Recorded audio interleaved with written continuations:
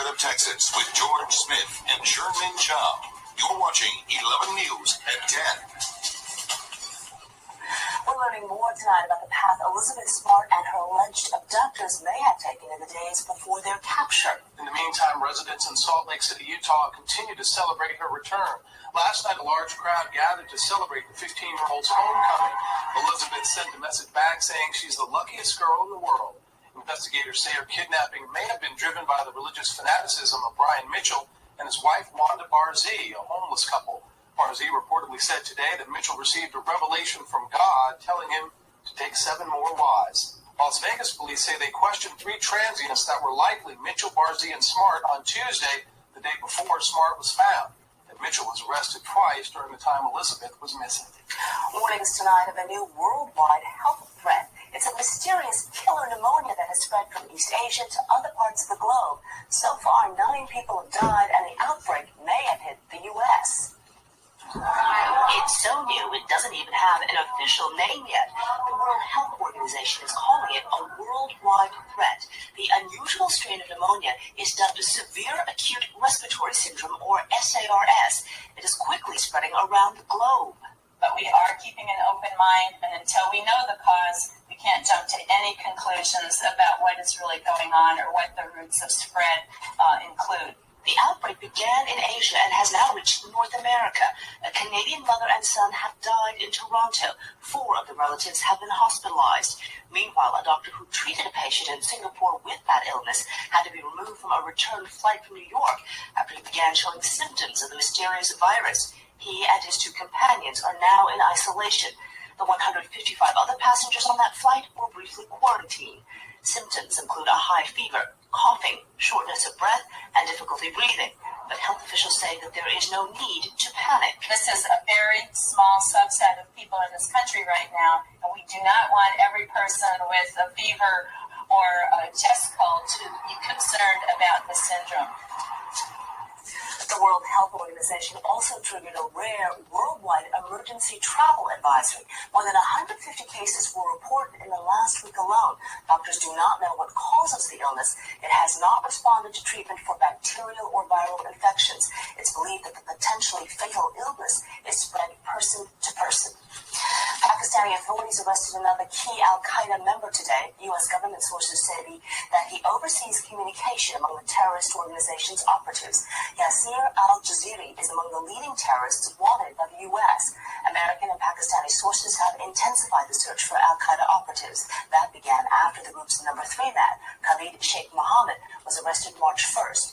Information extracted from Mohammed led authorities to al-Jaziri. Chambers County Sheriff's deputies were checking on the welfare of an elderly woman today, but found something else entirely. Inside her home in Dayton, they discovered nearly 30 very sick animals. The Houston Humane Society went out and rescued the animals, about 10 dogs and close to 20 cats. Investigators say the animals were found on tables, crouched in corners, even hiding between kitchen appliances. They were suffering from everything from mange to malnutrition. The Humane Society is now looking for the new homes for the animals. Investigators say the 82-year-old woman has been gone anywhere from 24 hours to 10 days. They think she may be visiting relatives in the Nacogdoches area. No word on possible charges.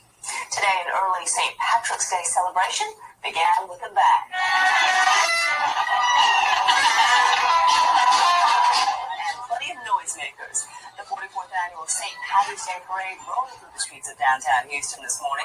Most used were green, but there were a few who decided to change the colors a bit. It turned out to be a pretty nice day to be in the streets. Absolutely. Turning to weather now. A beautiful day to be in the streets. A live eagle-eye view of downtown Houston. It was in the mid-70s or so today. Let's see what's in store for the rest of the weekend. Mario Gomez here now with the full forecast. Mario? Jordan Sherman, plenty to smile about today, but I'm not sure you'll be smiling tomorrow. In fact, we may all be putting on sad faces as we see our forecast in just a while.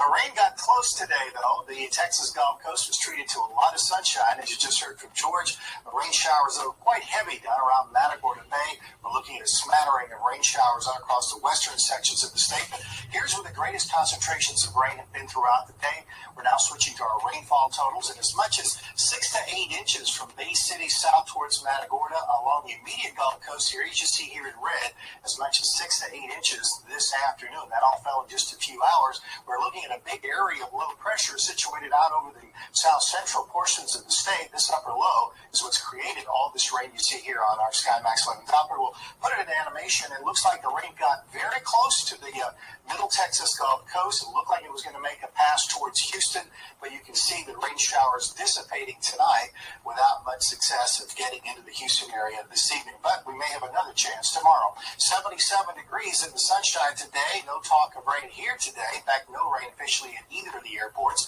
Temperatures typically are in the low 70s. We were warmer than that both this morning and this afternoon. 64 degrees currently in the Houston area. We've got an east-southeast wind out there. Humidity still high. 56 is our dew point. We may see a little bit of patchy ground fog. Again, much like we saw today, you can see here's the upper level storm swinging, looks like just south of the Houston area. That might miss us, but another upper level series of weather systems will be marching in across the west central portions of the state tonight into Houston, probably tomorrow. But this is the big storm that concerns us. This one has the potential to bring a real round of severe weather to the Houston area. It is vertically stacked in the atmosphere. We do have some shear in the atmosphere in the upper levels, and that could bring in some storms actually by Tuesday afternoon. That's our best chances for rain. The upper level disturbance that is currently over the west central portions of the state will track in probably tomorrow morning and give us a chance for showers as well. What we're saying is basically get ready for rain. It's going to stay mild though. Numbers in the mid 70s tomorrow afternoon. A warm day for spring breakers down on Cancun and Cozumel with upper 80s. Acapulco wasn't too bad either. 84 degrees here in Houston and Texas wide. The numbers were mostly in the mid to upper 70s. Dallas stood out there at 80 degrees though.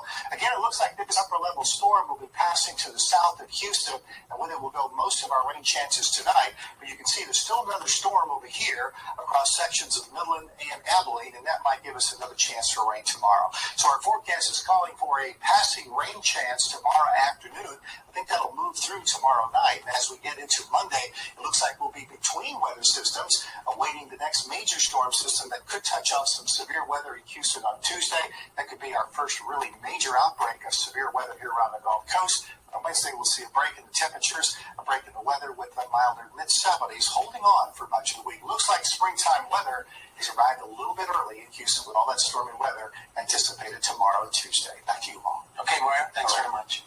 How much is that bovine in the window? They lasted some big bucks at the rodeo today during the Grand Champion Steer Auction. Plus, local Marines take a patriotic cruise carrying a flag that has special meaning.